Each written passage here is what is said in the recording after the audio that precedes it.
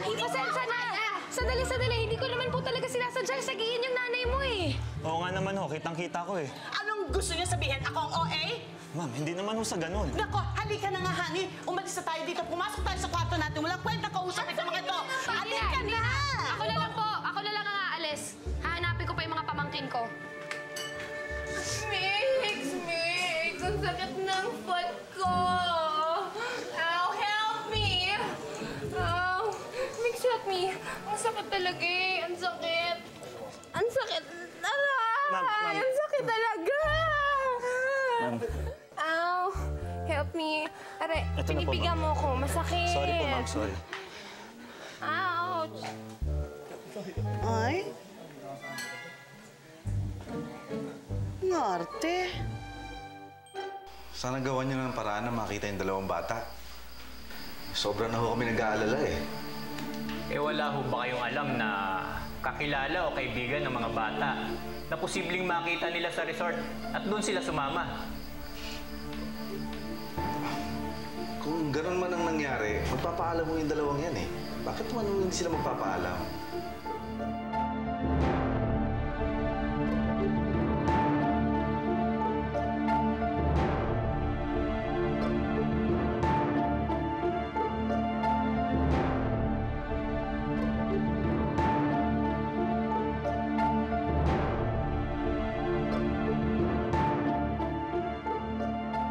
Hayaan niyo, sir.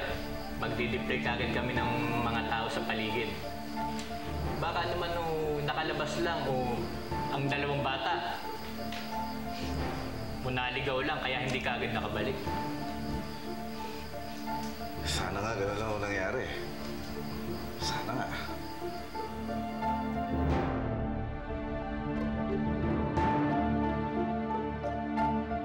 Sir, huwag kang mag-alala.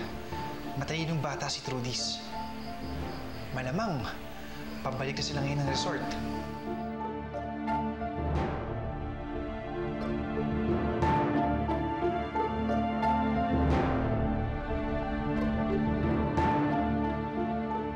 Ate, parang tumataas tayo. Mama, kuya, kung sino man kayo, anong gagawin niyo sa amin? Sigurado ko babalik at babalik siya. Lalo na kasama niya yung kapatid niya. Hindi siya papayag na may mangyaring masama sa kanila.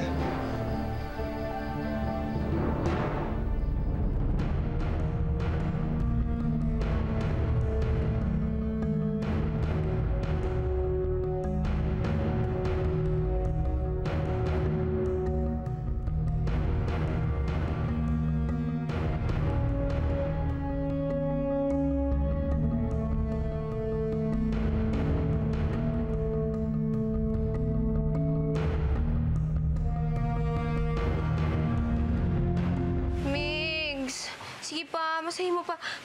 Konting pisil pa. Ay, dahan-dahan. Sige na. Ouch, ang sakit talaga. Eh, ma'am, tumawag na lang ho kaya ako ng doktor. Baka lalo pa ho itong lumala eh. Okay, dalhin ko na lang ho kayo sa clinic. May clinic naman ho dito sa resort eh. Oo nga naman, honey. Tama si Migs. Ma, ano ka ba? Hindi na. Wag na. Okay lang. Ikaw na lang, Migs. Konting masahe na lang. Okay na yan. Okay naman, di ba? Ay, naku. Ito talaga yung ched na yan eh. Bahala ka na nga. Aalis muna ako. May aasikasuhin ako, ha? Yung kapatid mo nasa kwarto. Baka yun naman ang mawala. Teka, saan ka punta? Meron lang akong aasikasuhin. Mamaya na natin pag-usapan. It's a family thing. Bye. Okay. Sige pa, Mix. Thank you, ah. Thanks for being here. Sige pa. Ouch, ang sakit.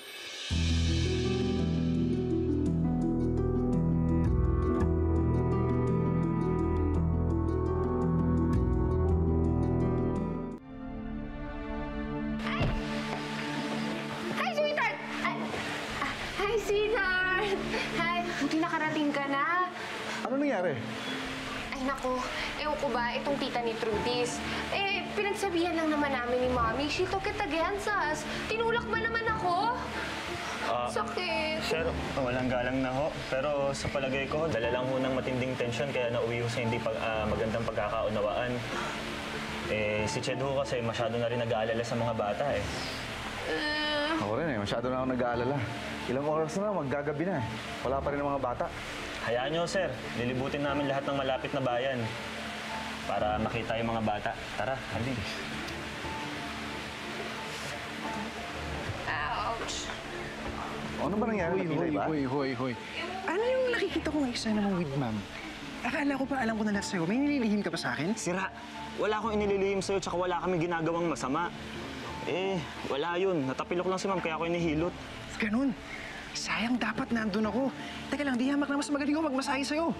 Hayaan mo, sa susunod tatawagin kita. Nakakailang nga tsaka nakakaya kay Ched. Hindi ko man lang siya nasamahan. Di bali naman, okay lang yun kahit di mo siya nasamahan.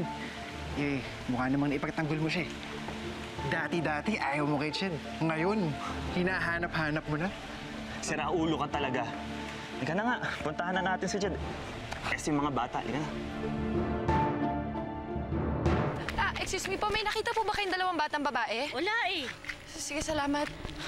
Mama, may nakita po ba kayong dalawang batang babae? Ale, may nakita po ba kayong dalawang batang babae? Isang 6 na taong gulang, tapos yung isa 5 taong gulang po. Naku po, may mga tanod din yung nagtatanong sa kanila. Hindi talaga namin sila nakikita eh. Ganun po ba? Sige, salamat na lang. Sige po. Ano kaya niya yung mga bata? Kawawa naman mukhang kanina pa naghahanap. Naku, kung hindi nila pinabayaan, di wala sana silang hahanapin. Kasalanan din nila yan. Siguro pinabayaan nilang magpagala-gala yung mga bata. Madami pa naman masasamang tao ngayon. Sila.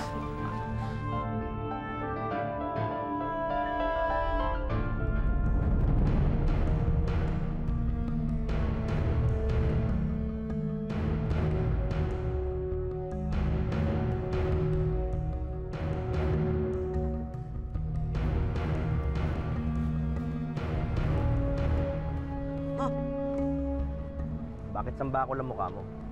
Diba dapat masaya ka? Tapos na mga problema mo. Let's celebrate! Shh, huwag ka nga maingay. O ano, kamusta yung lakad mo? Saan mo dinala mga bata? Hindi na importante kung nasaan sila. Ang sabi mo sa akin, diskartehan ko. Diniskartehan ko na. Mission accomplished. Sige. Basta malinis lang ang trabaho mo, ha? Oh, huwag mo na akong kukontakin, ha? Teka ma'am, kulang ito eh. Siyempre, kailangan ko munang malaman at masiguro na mission accomplished ka nga. Bakit ano ba pruweba ko? Ma'am, maniwala ka sa akin. Sa ginawa ko sa kanila, Shaq, hindi na makakabalik ang mga yun. Basta, sige ha, akong kukontak sa'yo ha.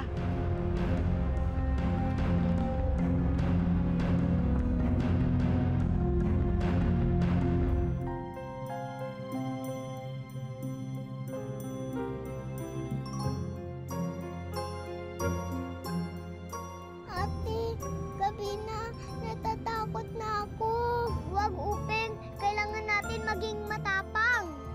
Pero paano? Naalala mo ba yung duyan? Yung malapit sa bahay? Yung ginawa ni tatay? Isipin mo na lang, nakasakay tayo dun. Oh, di ba? Ang sarap. Oo nga, ate. Basta maghintay lang tayong uping, o kaya kumanta, o sumigaw, o gumawa ng ingay. Siguro may magsasaklolo sa atin. Oo yan, di ba? Mas okay pag hindi tayo natatakot. Mas may magandang nangyayari sa atin.